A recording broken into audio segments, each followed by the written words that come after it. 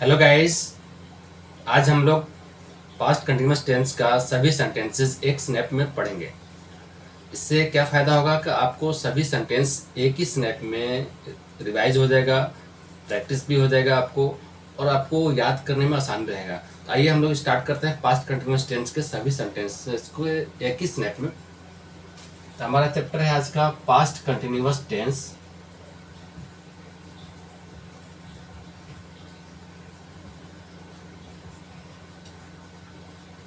All sentences हमें पढ़ना है। ऑल सेंटेंसेस में क्या क्या आएगा? Affirmative sentence, negative sentence, interrogative sentence and interronegative sentences. पहचान मैंने बता रखा है आपको। किसी भी सेंटेंस के लास्ट में रहा था, रही थी, रहे थे अगर है तो वो अपना पास्ट कंटिन्यूअस टेंस है। अगर सिंपल सी बातें हो रही है तो अफर्मेटिव सेंटेंस, डिनाय है तो निगेटिव, क्वेश्चनिंग है इंट्रोगेटिव, क्वेश्चनिंग के साथ डिनाय है तो इंट्रोनेगेटिव होता है। सभी मैंने स्ट्रक्चर एग्जाम्पल्स के थ्रू मैंने बताया है सभी को। आइए फिर से उसको रिकॉल करते हैं। पहले हम लोग चलते हैं अफर्मेटिव से स्टार्ट करते हैं, फिर निगेटिव, फिर इंट्रोगेटिव, फिर इंट्रोनेगेटिव आएंगे। अफर्मेटिव,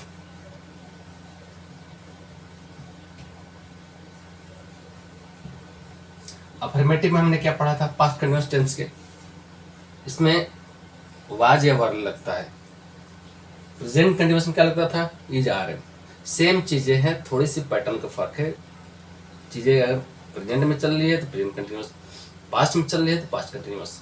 हेल्पिंग वर्ब को आपको बस ध्यान रखना है, बाकी चीजें सेम है। इसमें हेल्पिंग वर्ब हमारा क्या लग रहा था? वाज या वर्ब। तो स्ट्रक्चर क्या था हमारा? सब्जेक्ट प्लस वाज या वर्ब। और मैंने ये भी बताया है कि कंटिन्यूअस टेंस जब भी आएगा उसमें वर्ब फोर लगेगा। वर्ब फोर को कैसे हम बनाते हैं? वर्ब वन में आईएनजी जोड़ देंगे तो वो वर्ब फोर हो जाएगा आपका। तो यहाँ पे हमारा वर्ब फोर आ गया प्लस ऑब्जेक्ट आ गया। ये हमारा अफर्मेटिव का स्ट्रक्चर रेडी।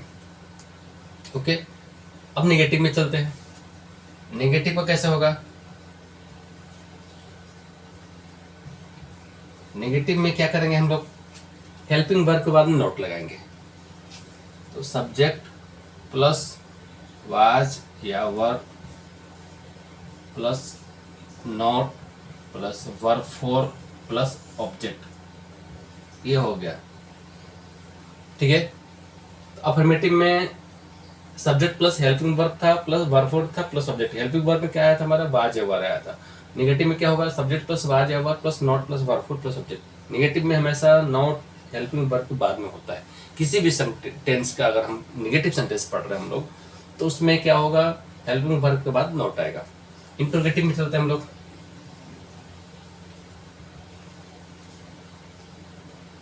इंट्रोगेटिव, इंट्रोगेटिव में क्या होगा? ये हेल्पिंग वर्ब, ये अफर्मेटिव से स्टार्ट करते हैं तो ये हेल्पिंग वर्ब सब्जेक्ट से पहले आ जाएगा, बाकी सब सेम रहेगा। बन गया इंट्रोगेटिव। तो कैसे बनेगा? वाज या verb plus subject plus verb four plus object.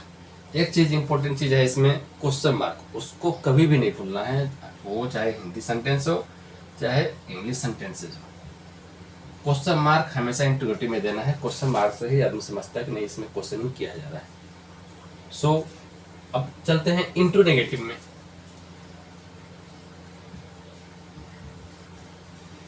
इंट्रोनेगेटिव,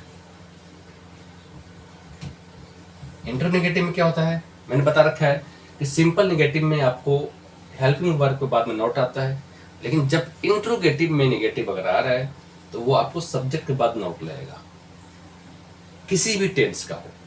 इंट्रोनेगेटिव अगर है तो सब्जेक्ट बाद नोट लगाना है। तो स्ट्रक्चर कैसे होगा हमारा?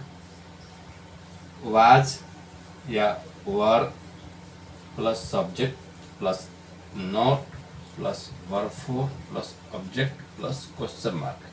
क्वेश्चन मार्क हमेशा रहेगा इंट्रोगेटिव में। तो हमारा स्ट्रक्चर कैसे बना? यानी सब्जेक्ट बाद हमने नोट लगा दिया, बाकी सब सेम है। तो वाज या verb plus subject plus note plus verb four plus object plus question mark. तो पास्ट कंटिन्यूअस टेंस का मैंने 4 सेंटेंस बताया था, अफर्मेटिव, नेगेटिव, इंट्रोगेटिव एंड इंट्रोनेगेटिव। तो सभी का मैंने स्ट्रक्चर एक स्नैप में एक जगह मैंने आपको एक्सप्लेन कर दिया। इससे आपकी रिवीजन इजी हो जाएगी, प्रैक्टिस करना भी इजी हो जाएगा आपका। अब चलते हैं एग्जाम्पल लेते हैं। एक चीज और इसमें, अगर इसमें ये तो हेल्पिंग वर्ब कब हम यूज करते हैं स्टार्टिंग में, जब क्वेश्चन वर्ड क्या हिंदी सेंटेंस के स्टार्टिंग में आया तो उसका हम लोग ट्रांसलेट नहीं करते हैं, उसको हम लोग हेल्पिंग वर्ब से काम चलाते हैं।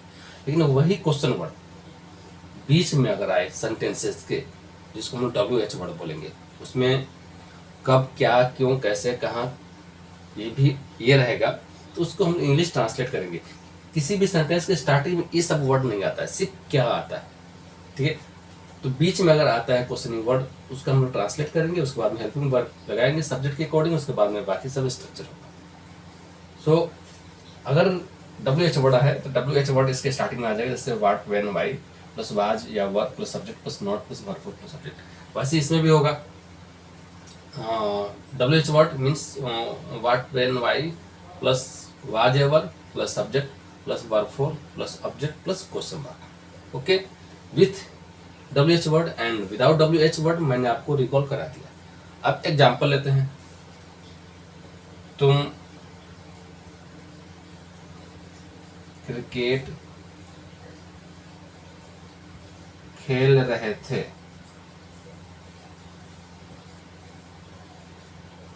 ओके, ये अफर्मेटिव सेंटेंस है। पहले अफर्मेटिव से एग्जांपल स्टार्ट करते हैं।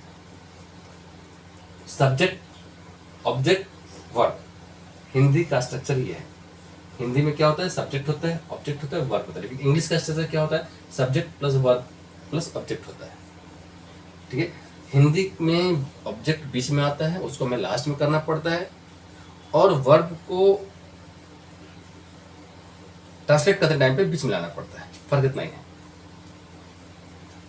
चलिए इसको बनाते हैं हम लोग। सब्जेक्ट हमारा है यू, यू साथ क्या लगेगा, वर्ब लगेगा। प्लेइंग